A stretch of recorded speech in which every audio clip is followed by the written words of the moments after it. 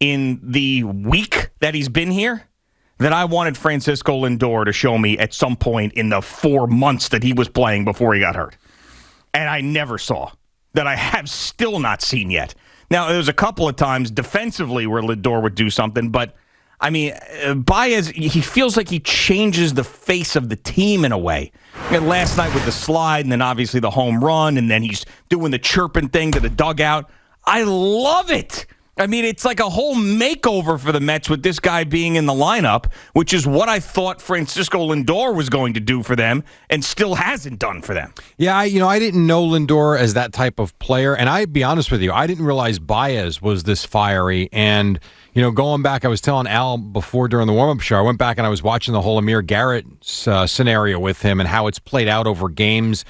Game after game after game. They had a few encounters. Oh, it was great when he did the sweep thing. Well, that was the last one at Wrigley. And what to me was funny about that was they should have picked up the ball and thrown him out at first base because, it took forever just to walk. He was so locked in on Garrett that he almost forgot to go to first base and touch up. But, yeah, he has got a passion that I don't know anybody else on this Met team has. I can't think of someone that is this fiery in a long time for this team. So perhaps long-term, this will be a really good thing. As long as they win games, he can do whatever he wants.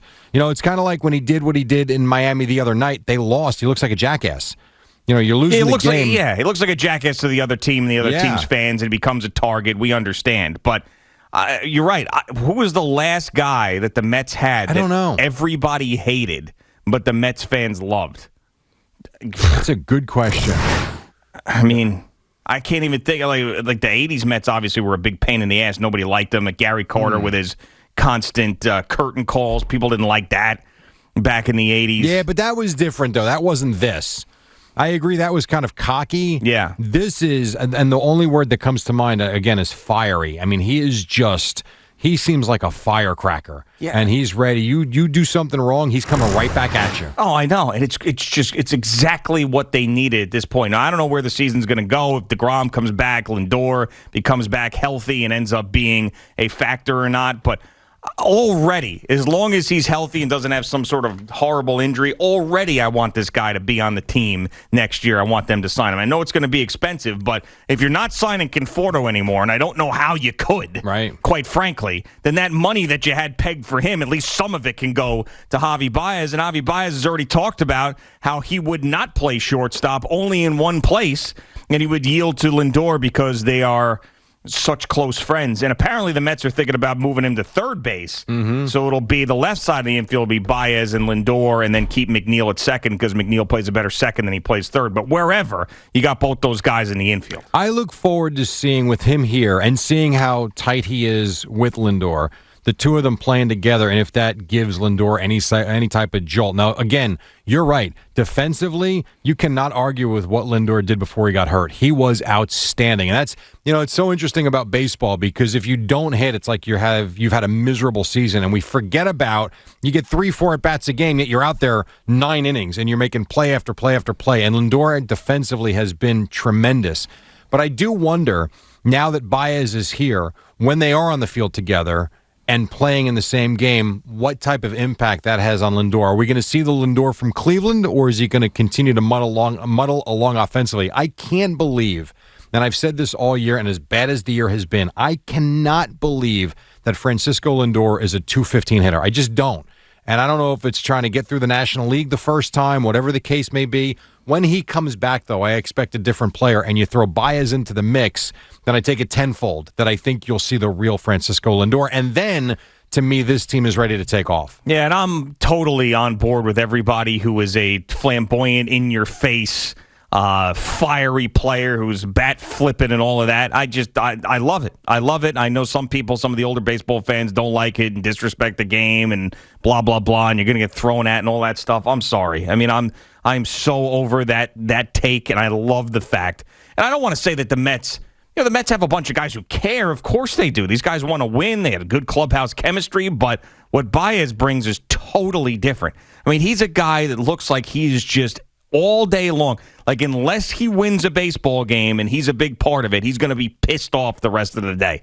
It's like the only thing that's on his mind is winning a baseball game and playing well in it. And if he doesn't, boy, there's going to be hell to pay. You know, they definitely have some different personalities on this team now. You got Baez, you've got Nimmo's weird the way, not weird, but the way he sprints to first base on a walk. He's in your face with that, which I kind of like for sure. You've got a lot of guys that really are very quiet. Then you've got a Marcus Stroman, very animated on the mound. You got DeGrom, who's very businesslike. They have a good mix. I'm with you. I like the theatrics. I really do. I think it's good for the game. We always talk about how baseball players aren't marketable. Well, you know what? This kind of makes them marketable. It makes it fun. And I know the older guys don't like the bat flips. I love it. If you hit the ball 17 rows in the second deck in right field, flip that thing up as high as you can and trot around the bases and enjoy it, because the moment doesn't last long. So I'm with you. Go for it. Have fun. Enjoy yourself and go win games. Yeah, I want to see what's next. Like, I want to see Javier Baez hit a home run and then put lighter fluid on his bat and then set it on fire. I don't know. And then carry it around the base paths like a torch. That'd be funny. I'm not that. I don't think we're that far away. Do any of you guys have the Olympics on in the control room, or what is this that they're playing? Because this looks like something I could actually do. We have baseball on in here. You have baseball? Are you talking about the handball that Al and I were talking about? Is this handball? Is this Egypt versus France? Yeah, it is. Then yeah. it's handball. That's you handball. You couldn't do it because you got to run. Same reason Al couldn't do it. I could be the goalie. Oh, you could be the goalie for sure. Yeah. That's true. I mean, this looks... I thought handball was like when you... What is it? A wall. Yeah, you slap the ball against the wall. What's that called? I guess that's wall ball. Wall ball? I always thought, Al and I were talking about this, I always thought that was handball as well. So this is handball. It's a tiny ball that they're throwing around. It's sort of like a water polo without the water. Right, or soccer or lacrosse. That too, but instead you're just throwing the ball around. Yeah. It's the same type of thing. Never played it. If you want to get a team together, I'm sure Boomer can arrange it. We can do it for charity on Wednesday nights at 9 p.m. up by the Kosciuszko Bridge. 9 p.m.? What do you mean? Probably more like 12:30 Nah, what do we play? a.m.? Usually it's 7 we play it, right? 6:37? God, I don't know. It's buried What's that other bridge we usually go to? The one that's out by Canada? What is that? The Tappan Zee. That one. Yes, that's where we usually play, not the Kosciuszko. Sorry about that. The Tappan Zee. That's Jerry. always my favorite one. Yeah. All right, guys, we're playing here. Where is it? 96 miles away from where you live. Yeah, right. Like 6 or 7 zip codes away from the Gowanus. Not close. That's where it is. So if you want to get handball going, we could put a team together. We could play. Let's make it even better. Play on Monday nights. No, let's not. Boomer, by the way, is coming back tomorrow. Good. Confirmed he is working tomorrow. Nice. So let's stop this conversation now just in case he starts listening. He's still in Oregon. He may be on a plane, may be back. I don't know. Oh. I don't want him listening to this because he will organize a handball team. Of course he will. And we will be playing handball. And the problem with handball, as we see, as opposed to softball, is you really do have to run. Yeah, you are running a lot. Yeah. And you know what? That takes him out because he's got bad feet.